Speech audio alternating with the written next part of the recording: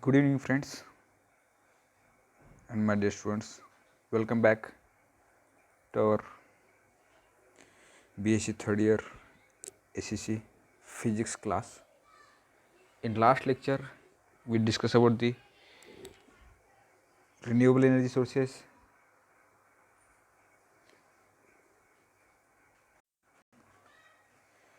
non-renewable energy sources, their types. Now, in today's lecture,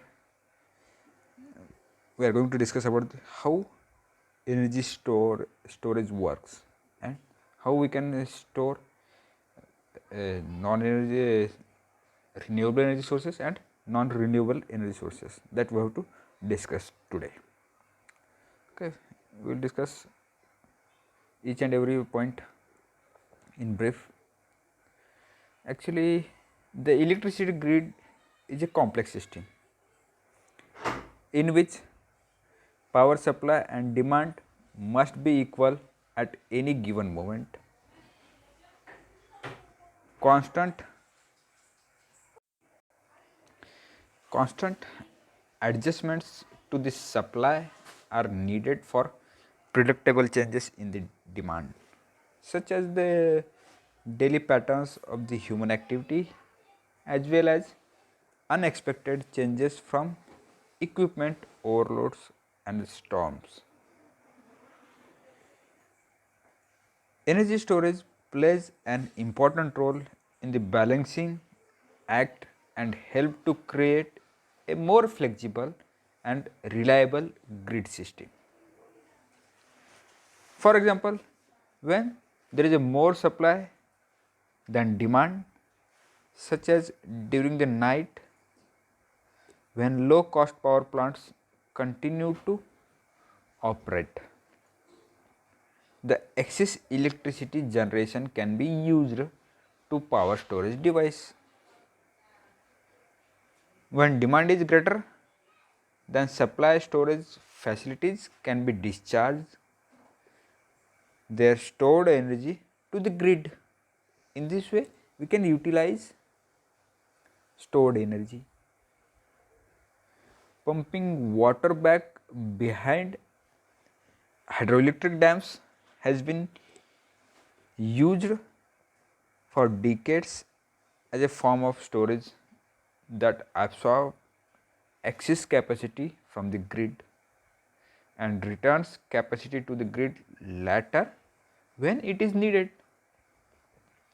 In the further, as more storage technology options emerge and the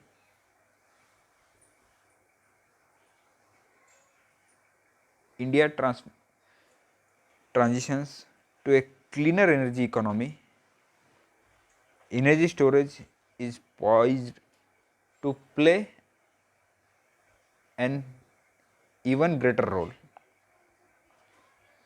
For the cleaner energy economy, there are some benefits of energy storage because some renewable energy technologies such as wind and solar have variable output. Storage technologies have great potential for smoothing out the electricity supply from these sources and ensuring that the supply of generation matches the demand. Okay. Energy storage is also valued for its rapid response. Most storage technologies can begin discharging power to the grid very quickly, while fossil fuel sources tends to take longer to ramp up.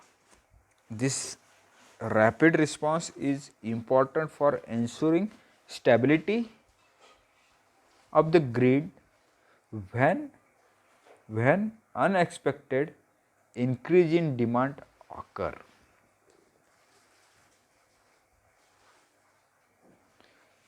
Okay. Energy storage also become more important the further you are from the electric grid. For example, when you turn on the light in your home, the power comes from the grid. But when you turn on a flashlight while camping, you must rely on the storage energy in the batteries. Okay, this is a many example to understand energy storage. Similarly, homes that are further away from the transmission grid are more vulnerable to disruption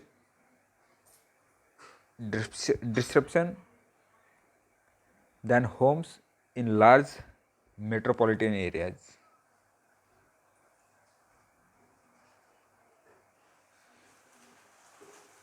Microgrids that are disconnected from the large electric grid system depend on energy storage to ensure power stability, just like you demand on the batteries in your flashlight while camping.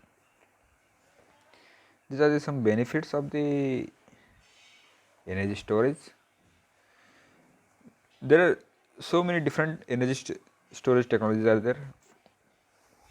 There are different energy storage technologies contributes to electricity stability by working at various stages of the grid, from generation to consumer and use, in which first one is the thermal storage,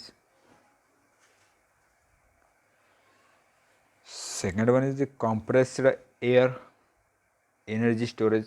It is also called as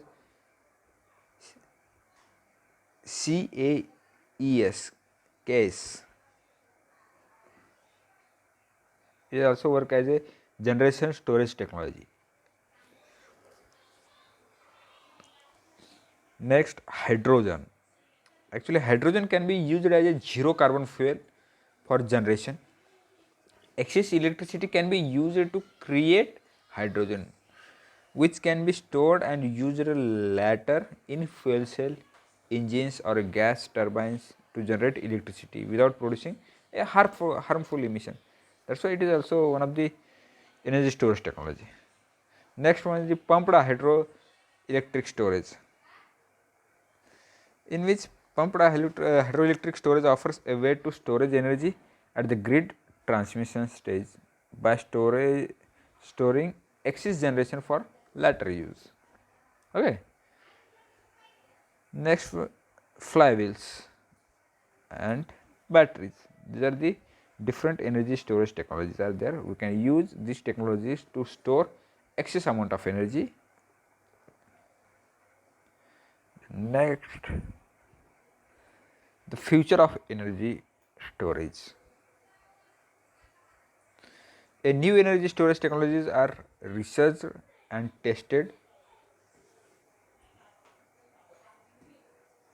Some barriers are likely to slow the commercialization of these technologies. Energy storage is expensive, especially without policies that place a monetary value on the unique benefits of storage. Plus, there is no current need for additional storage capacity to maintain electricity grid reliability. Without an operational need, it is difficult for storage to be cost effective. Okay. There are so many upcoming technologies are there. You can go through the technology and it's a costly. But we have to develop such kind of technology to store a excess amount of energy. Okay. In this way we can understand the benefits of of energy storage, or how we can store the energy by using a different technologies like thermal storage, compressed air, hydrogen, pumped hydroelectric storage, flywheels, batteries, and so on. And upcoming future of energy storage that we discuss. Okay. If you have any doubt related with these points, you can ask me. I'll try to solve or resolve your problems. Okay. Thank you.